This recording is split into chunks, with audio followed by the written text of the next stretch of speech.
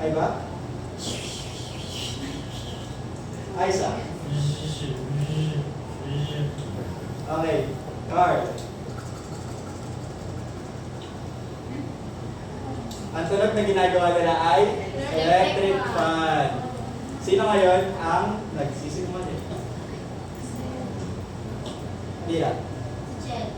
Jello? Tama ba? Hindi. Nakita ka si Kali. Si Card. Card?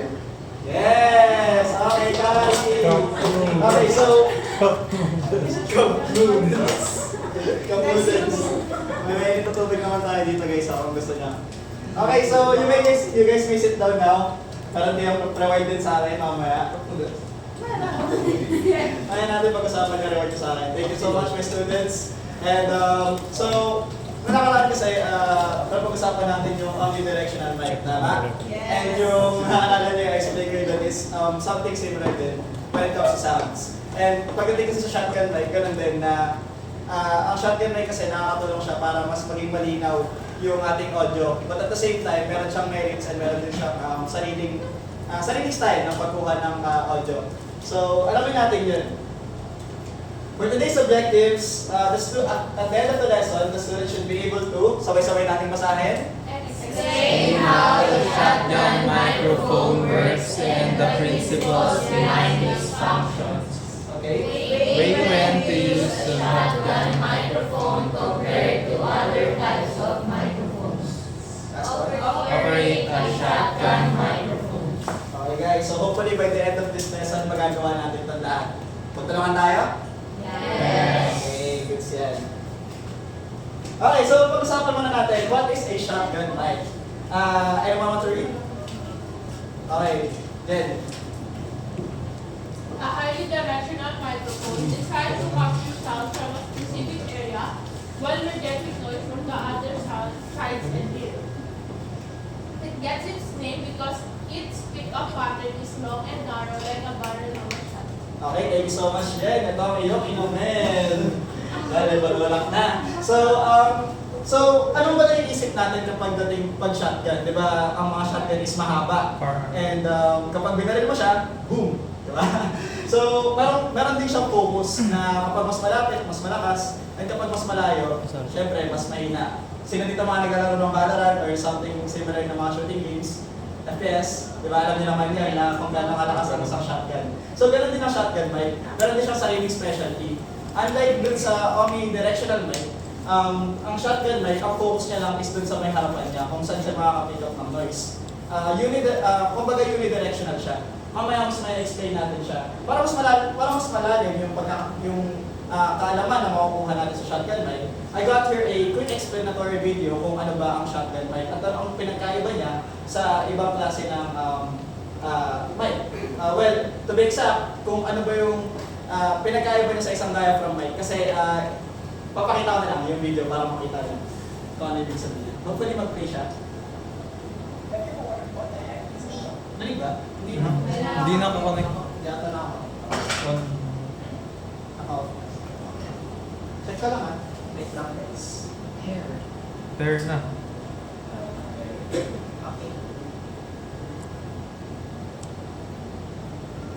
Have you ever wondered what the heck is a shotgun microphone and how does that differ from something like this, which is a small diaphragm condenser microphone? Now, shotgun microphones actually are small diaphragm condenser microphones, except one obvious difference, which is the size. And that's mainly to do with this extended tube that shotgun microphones have. All of the sounds that come from the side go through this labyrinth of cuts and they get basically phase canceled as they go through. It's really clever engineering that goes into this. This makes shotgun microphones ideal for booming in over subjects because they're only going to pick up the dialogue and they're not going to pick up any of the surrounding sounds. Now the second thing that sets them apart is that because these microphones are so great for dialogue and dialogue can be recorded literally anywhere, they have to get really good at moisture rejection because if you're recording out in the hot summer sun and then you come inside to a nice air-conditioned hotel lobby, you have to make sure that you don't get condensation building up on the capsule. This is a close mic example.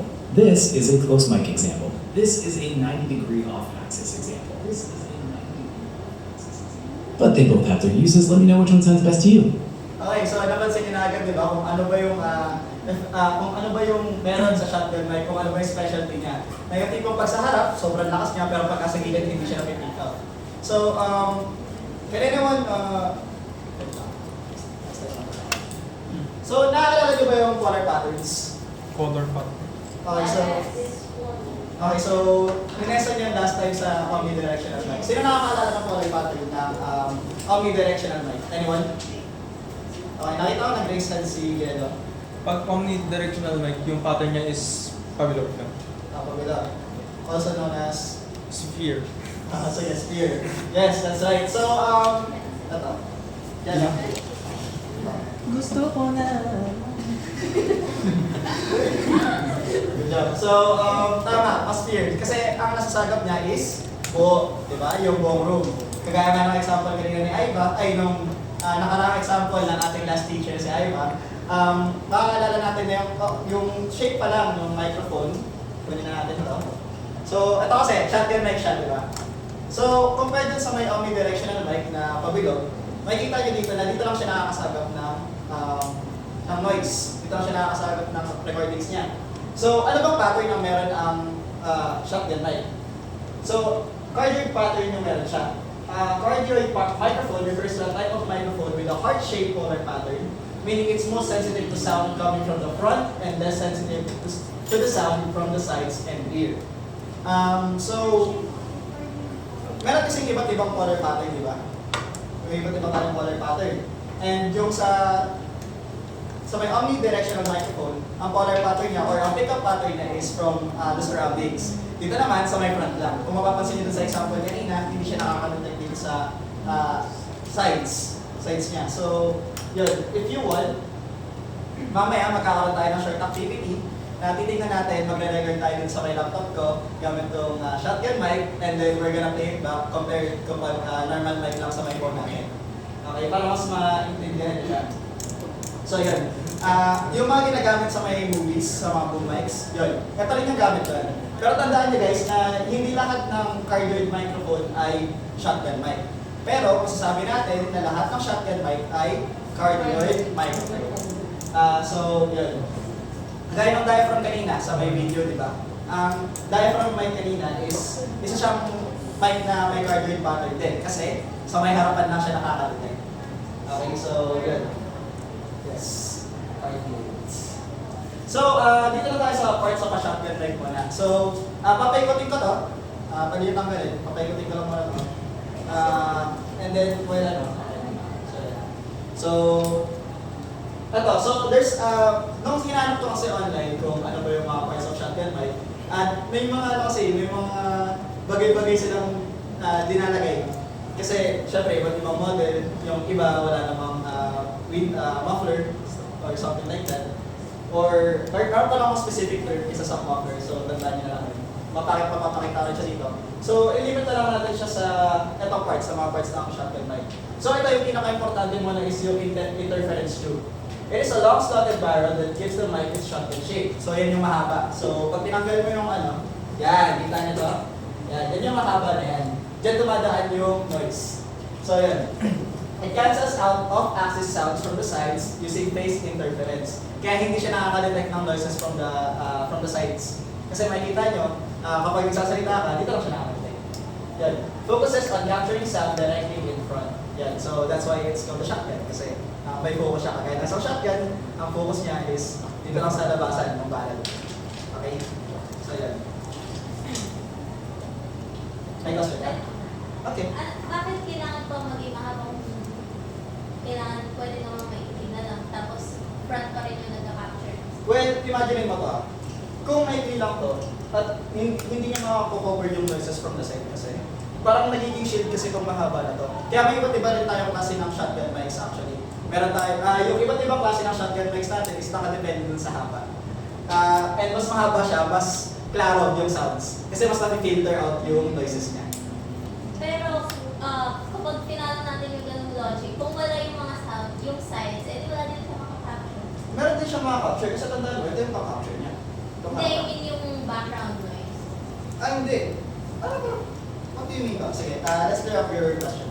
Kasi ang nalilito ko, sinasabi mo yung mahabang side is, sinasabi niyo po na yung mahabang side is kinakancel out yung noise, background noise.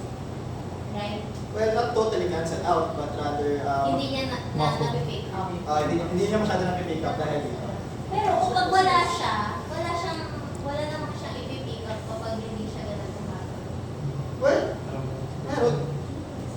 siyang mag-pick up kasi, okay, gawa tayo ng example na para mas makita natin ang example niya. So, imagine mo ito yung mismo mic. Diba? Okay. Sige, ito na. Drawing ka na. Thank you sa marker. So, dito na makapick up yung noise ng shotgun mic, diba? So, imagine nyo wala to. So, ang makita na nakita kong bilog na to. So, pag wala yan, yung mga sound kasi, yan, ito yung, dito nanggagaling yung sounds, diba? Imbis na tumama dito, ang tama dito, diretso dito sa pumilog. Gets nyo ba? Sir, bali clarify ko lang. Bali hindi siya omnidirectional. Bali unidirectional. Unidirectional siya, yes. So, isang direction lang kasi sa isang direction lang siya nakakuha ng noises. Kaya meron itong mahaba na to, is para yung mga noise, kasi ito, tignan mo yung model ng omnidirectional na to. Pabilog, di ba? Pag ganyan lang. Bakit? Bakit siya nakakasalap ng iba't ibang noises from the sides? Kasi yung gilid niya hindi covered. Yes. So, ganun lang din yung logic doon. Meron kang sasabihin dyan. Ano lang? Reason ka kasi. Okay, so yan. Yun lang naman yung logic doon. So, basically, itong ginagamit dito, itong mahaba na to, pang-filter out lang talaga siya. Yes. Okay. Okay po yan. Okay, sabihin ka sa akin kung meron clarification or anything na medyo nakaka-confuse sa aking lesson. Okay? Try naman natin sila.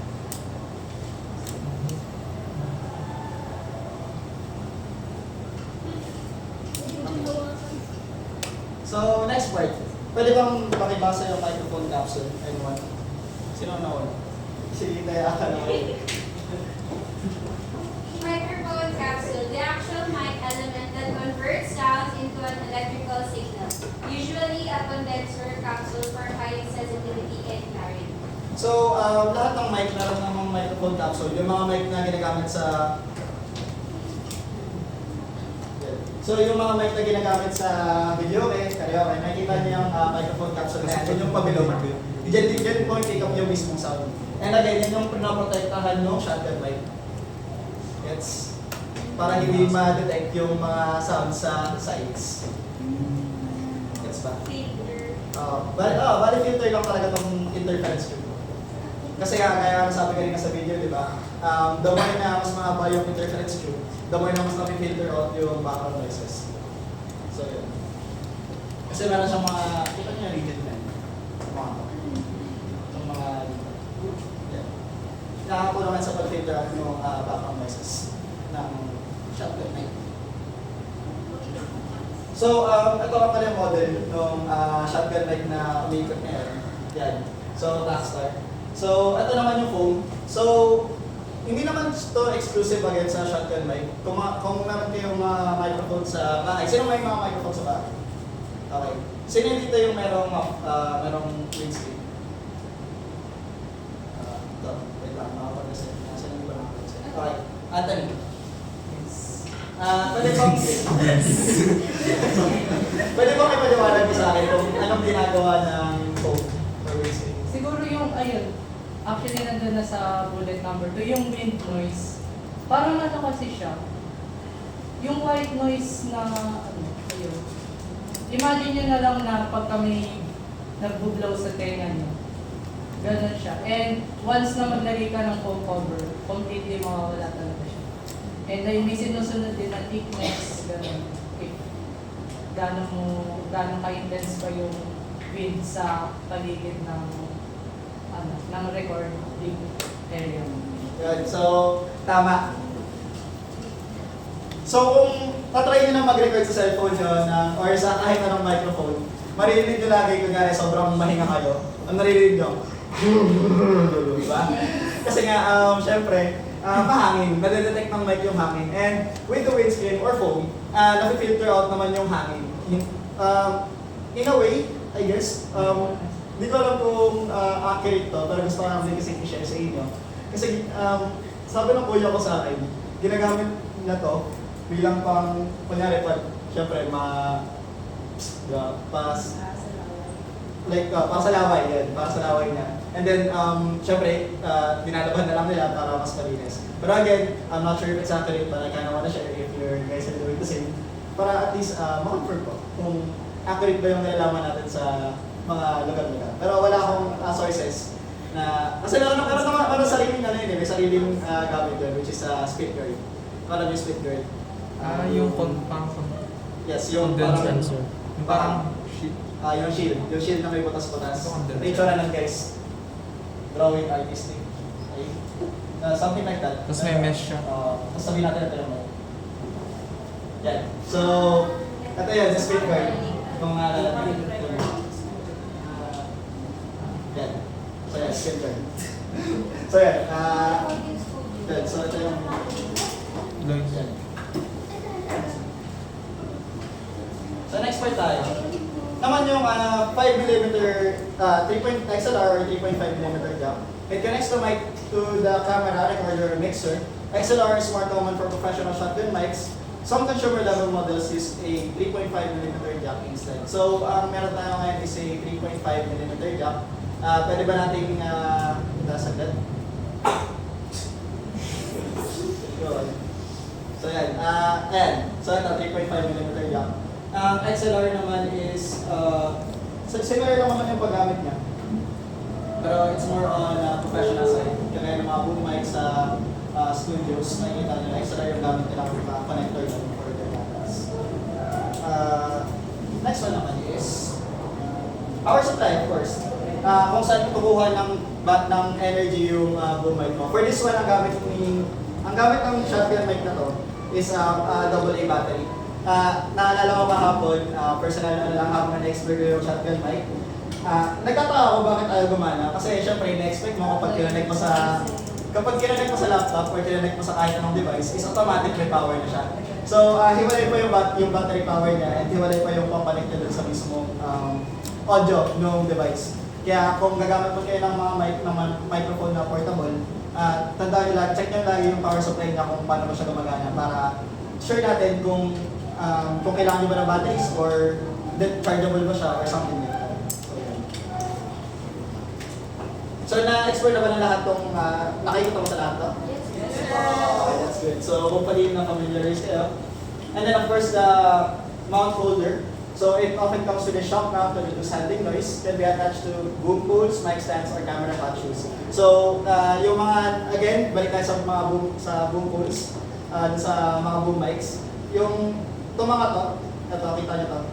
So yan yung mount or holder niya. So similar to other devices, ito yung nagiging paraan para kumonekta siya or magkaroon siya ng stable na stand or stable na handler dun sa mismong mic.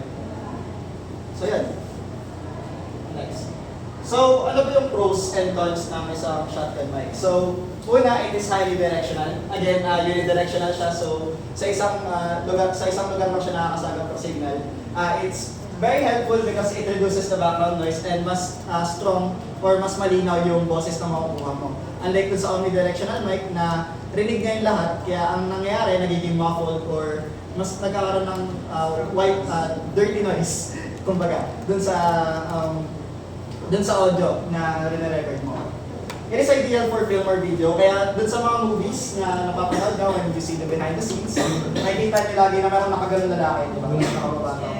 So, shotgun mic ang gamit nila dun, and it is ideal kasi kagaya na sinabi kanina sa video, it is very useful for dialogues kasi mas malinaw yung dialogues and mas reduce yung background noises.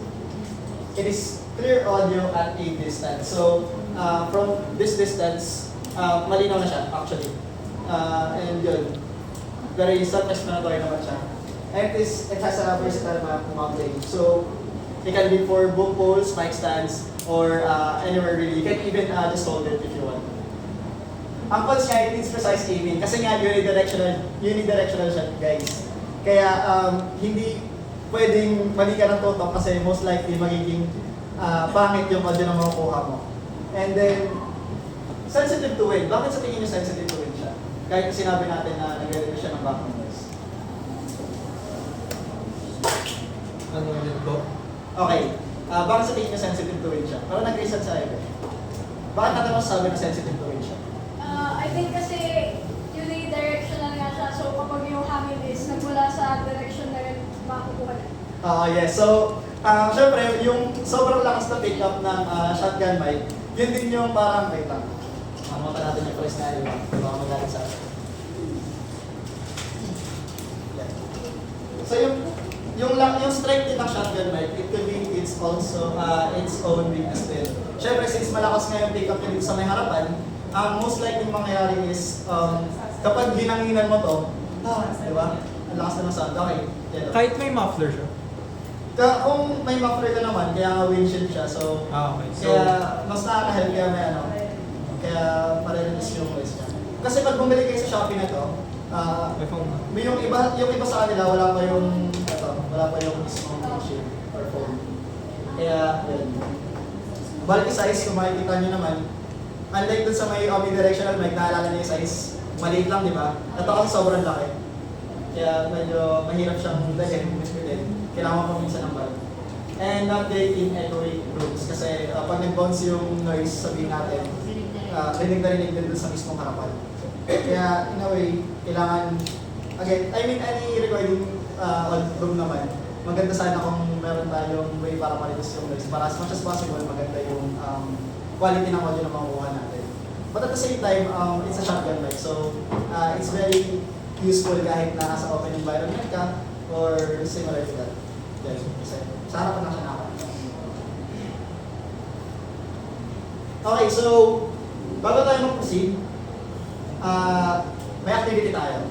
So, kuha tayo ng konting ng ano lang. Mga volunteers na hindi nag-volunteer sa harapan kanina. Wala na tayong pagkain, so plus 1 point na lang sa quiz ko. Siguro 3 lang. Magre-record kayo ng audio sa laptop. Okay, so Jennifer, Irish, and then Natalie. Come up.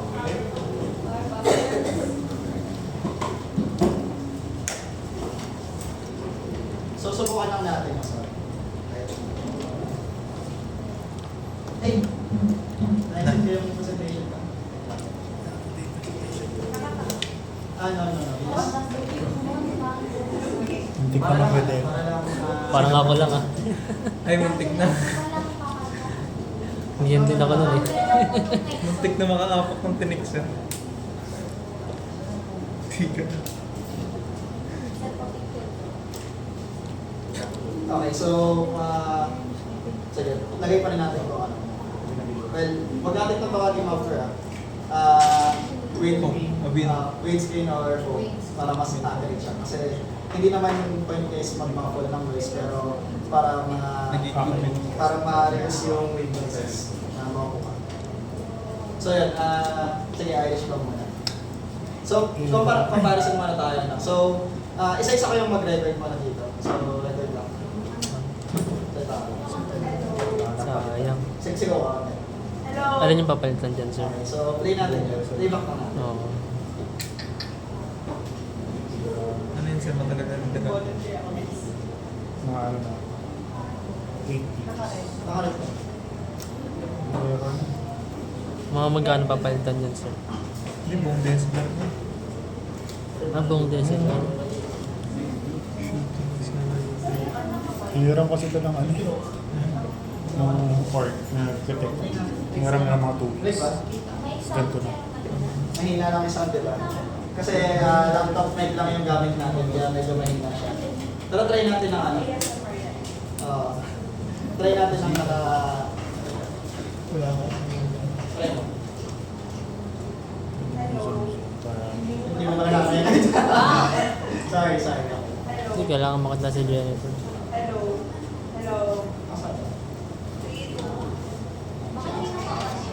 Hindi na naka-on yung ata yun. Naka-off yung ano. Pagkaan natin guys, meron siyang turn on and off button dito sa gilid. So nakalimutan ko lang siyang i-turn on. So, May decibel na. Jen. So kita nyo mas malakas yung salang ng noise. Sa nakakalat.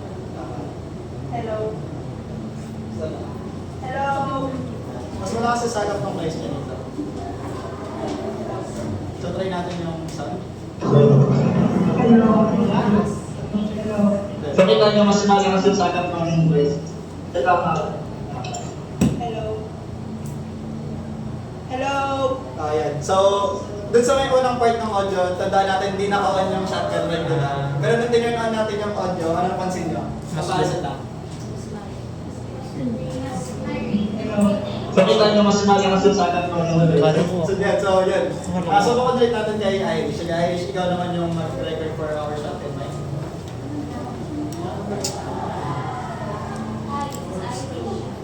Okay, pakinggan lang natin saglit. Anong sagot ang niya? Hi, this is Irish. Okay, ano napansin niya? Di ba nagsasalita ako noon? Narinig ba ako? Hindi. Siya, hindi tayo narinig. So, ganun yung lakas at yung specialty ng shotgun mic. Na kahit may nagsasalita sa gilid mo, hindi siya maririnig kasi ang focus niya is dun sa may harapan. And last one, ang ating singer dito sa klase natin, si Jennifer Zacarias. Bigyan mo nga ng ating tune. Atila. Asa na?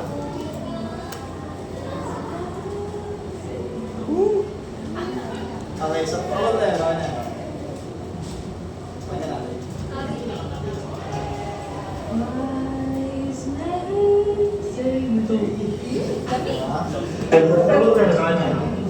So, napansin nyo kahit mahina yung boses niya, ang lakas pa rin yung sagap. Kasi again, focus nga yung shotgun mic dun sa may harapan. As long na nasa harapan yun, masasagap niya ng malakas yung audio. So, group your, bigyan nyo lang kayo ng 2 minutes. So, by the time of 5:33, sana matapos nyo na to. So, upo na kayo. Thank you so much for participating. Group lang tayo, hatiin natin yung klase dito sa gitna ulit. So, yung usual na groupings natin. And I want you guys to simply answer the question of, sa tingin nyo, saan magagamit ang shotgun? So, okay na to, sir. Record nyo na. Okay, tama.